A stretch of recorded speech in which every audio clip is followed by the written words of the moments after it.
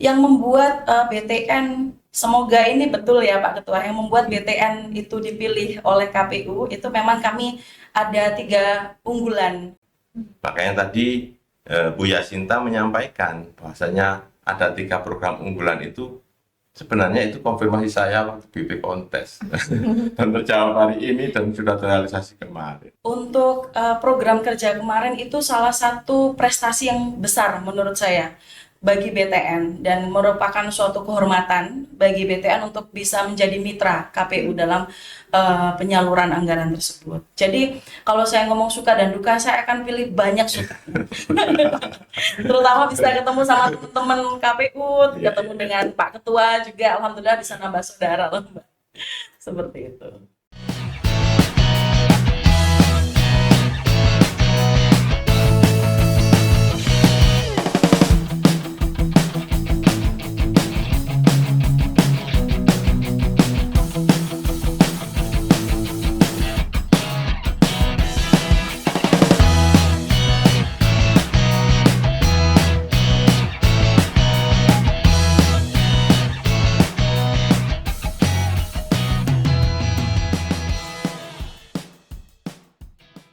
Halo teman pemilih, selamat pagi, selamat datang kembali di podcast KPU Lamongan. Ketemu lagi sama saya Evi, host podcast KPU Lamongan yang tentunya sudah sangat siap nih. Nemenin teman pemilih, kita akan ngopi sambil ngobrol seru seputar demokrasi dan juga pengelolaan anggaran selama pemilihan serentak tahun 2024. Nah, teman pemilih, episode kali ini sangat spesial karena kita kedatangan narasumber yang spesial juga nih. Jadi karena topik yang akan kita bahas adalah seputar bank penampung hibah selama pelaksanaan pemilihan serentak tahun 2024, maka kita datangkan spesial nih, ibu yang sangat cantik sekali. Terima kasih Mbak. Ya, yang terhormat Kepala KPC Bank BTN Lamongan Ibu Nggih. Kepala KCP, KCP. Kantor Cabang Pembantu BTN. Oh, Kepala KCP teman pemilih Kantor Cabang Pembantu Bank BTN Lamongan. Betul. Ibu Yasinta Dia Prastiwi. Terima Selamat kasih. pagi, Bu. Selamat pagi, Mbak. Sehat Bu Nggih? Alhamdulillah sangat sehat hari ini. Nanti ingat ya Sangat nih semangat. Pak Ketua. Sangat Saya semangat, pengen Bu minta Sinta ini. Nggih, saya Iya. pengen minta skincare Pak Ketua. Oh gitu ya. Boleh, boleh, boleh, boleh, boleh. Tapi yang jelas lain bilik. Oh iya. Iya. Terus juga spesialnya kita ditemani langsung oleh Ketua Komisi Pemilihan Umum Kabupaten Lamongan sekaligus membidangi Divisi Keuangan Umum dan Logistik KPU Kabupaten Lamongan. Yang terhormat Bapak Maharis Ali. Ya, terima kasih Mbak Evi. Kita ini masuk di episode yang kedua kalau dengan saya ini. Yang Nggih. pertama pembukaan yang berikutnya ini saya didampingi juga narasumber yang spesial. Nggih. Kalau dulu pas opening ya Pak ya, Betul, betul, betul. episode perdananya dulu kan ditemani Pak Ketua. Nah, sudah lama nih nggak ketemu, sekarang ketemu lagi. Ya, pemerataan Nggih. kan gitu ya. Oke teman pemilih, nah Pak Ketua, untuk awalan nih, karena kan ini Bu, episode KPU Lamongan ini podcastnya itu punya rutinitas. Jadi sebelum kita mulai obrolannya, kita harus ngopi dulu. Oh, Siap. boleh, boleh, boleh, boleh, boleh. Silakan. Ya, Terima ya. kasih Mbak Evi, Pak Ali. Ya. Enak ya Mbak ya? Enak. Beda memang. Mm-mm. Ya, kopi yang di dalam sana sama di sini nih. Saya bilang gitu memang. Kalau sama berarti Pak, ini nggak ada yang spesial ini gitu. Ini habitnya orang Lamongan ya Pak ya? Iya. Jadi ngopi dulu supaya encer ya, supaya encer. Soalnya saya juga agak-agak grogi Bu.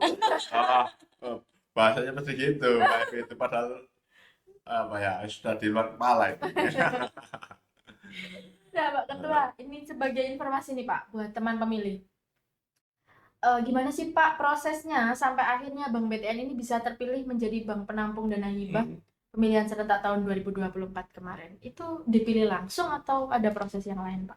Oke, terima kasih Mbak Evi.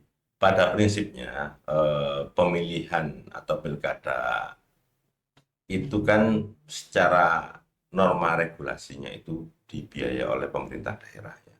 dalam proses panjangnya kami jajaran penyelenggara itu melakukan perencanaan dan pengkoordinasian dengan pemerintah daerah itu paling tidak hampir setengah tahun ya, bagaimana penyusunan anggaran sampai menemukan kesepakatan dan tertuang dalam NPHD ya.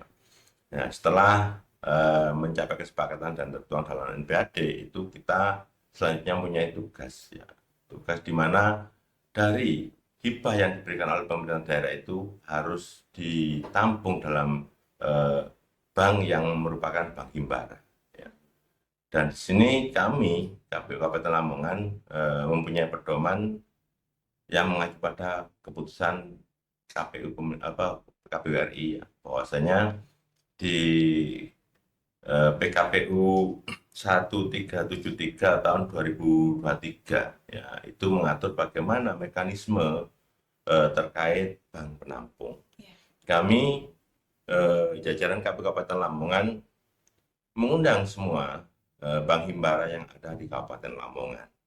Dan dalam hal ini, kami KPU Kabupaten Lamongan mengadakan sebuah event yang namanya beauty contest. Dan maksud dari beauty contest sendiri adalah bagaimana kita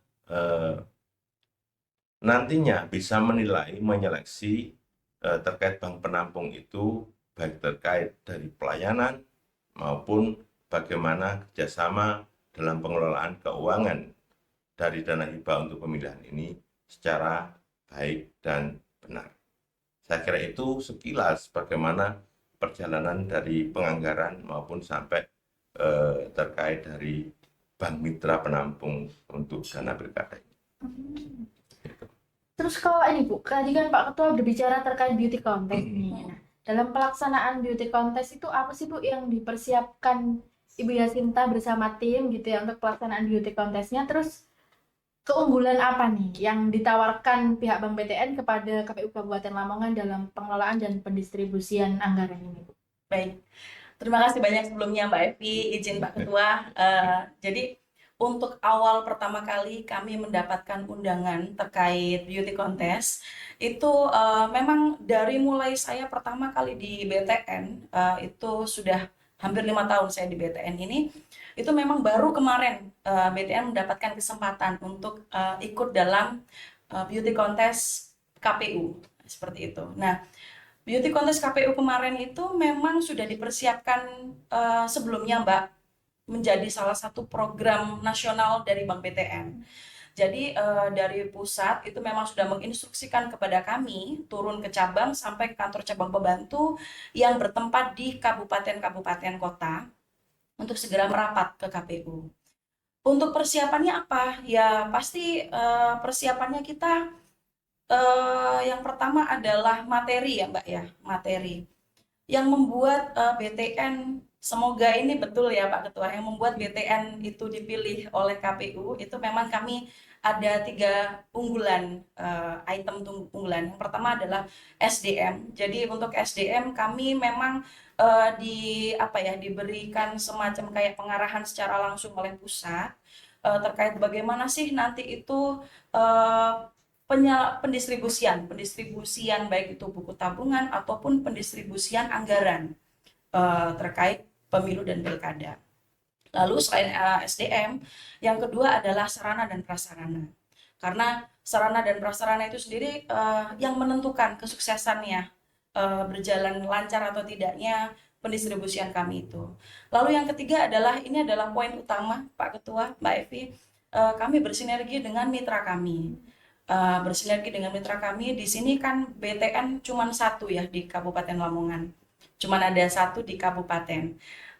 Jadi kami bersinergi dengan PT Pos Indonesia, yang mana PT Pos Indonesia itu dia tersebar di hampir seluruh kecamatan di Kabupaten Lamongan. Seperti itu Mbak Evi. Apalagi Lamongan ini wilayahnya kan besar ya Bu ya. Betul sekali. Desanya terbanyak Pak Ketua ya. Oh, sejatim. Sejawa Kalau ngomong Timur. desa kelurahannya terbanyak kita sejatim. Terbanyak sejawa 4.000 ya Pak Ketua. Enggak, 474. 474. Oh, sorry. Ya. 474. Untuk Desa dan kelurahan Betul. se-Jawa Timur. Sejak timur. Sampai kalau ngomong nanti masalah pemutakhiran jangan lebih hafal lagi kalau Mbak Evi. Kan gitu ya. Pemutakhiran data pemilih.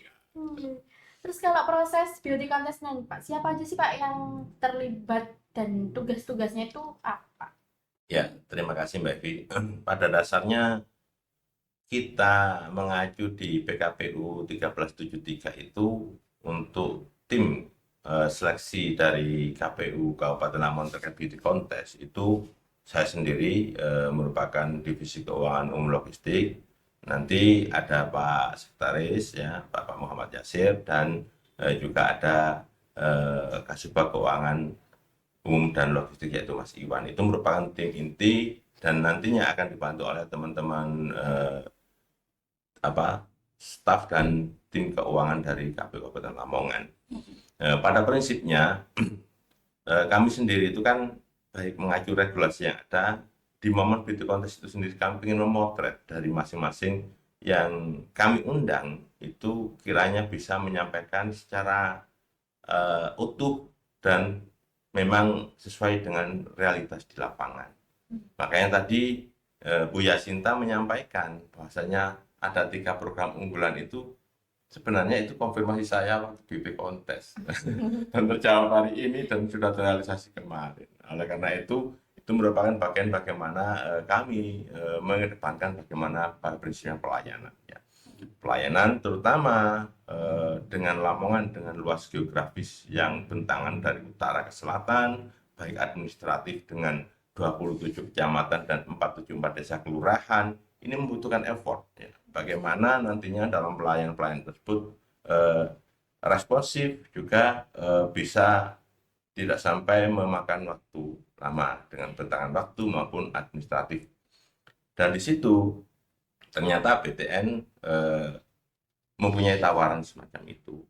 Makanya saya konfirmasi lagi, sebenarnya BTN nanti bagaimana penyebaran di tingkatan daerah atau wilayah di tingkatan Kabupaten Lamongan. Ternyata BTN di poin ketiganya itu menggandeng dengan teman-teman POS. Nah, ya, oleh karena itu saya juga punya pertimbangan. POS sendiri dulunya juga sering untuk diajak mitra mengenai penyaluran Logistik. logistik juga, terus penyaluran bantuan sosial.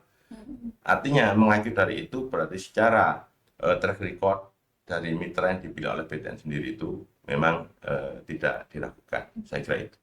Sampai akhirnya dalam proses beauty contestnya terpilihlah Bank BTN gitu ya. Betul, ya.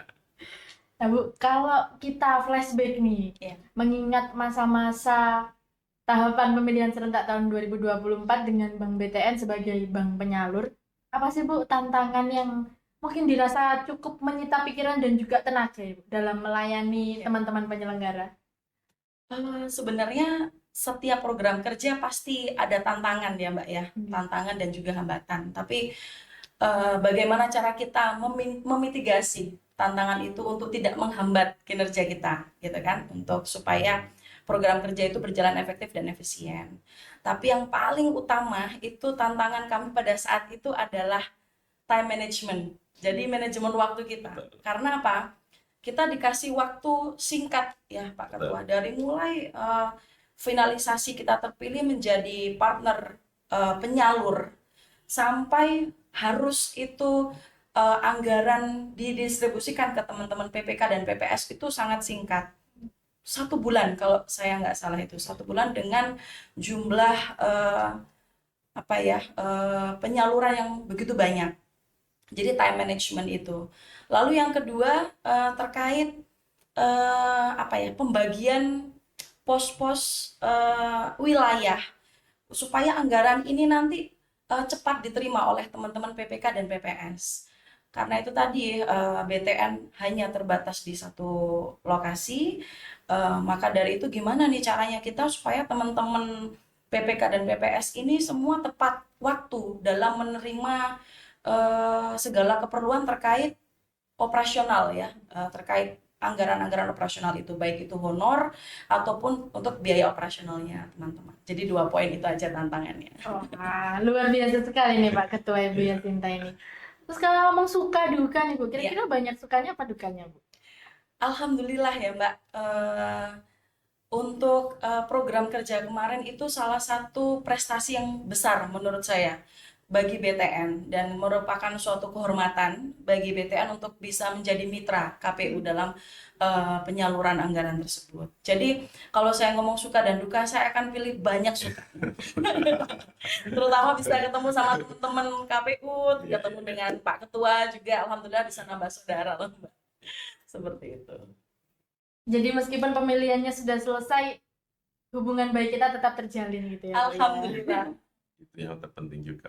Iya, alhamdulillah Pak Ketua.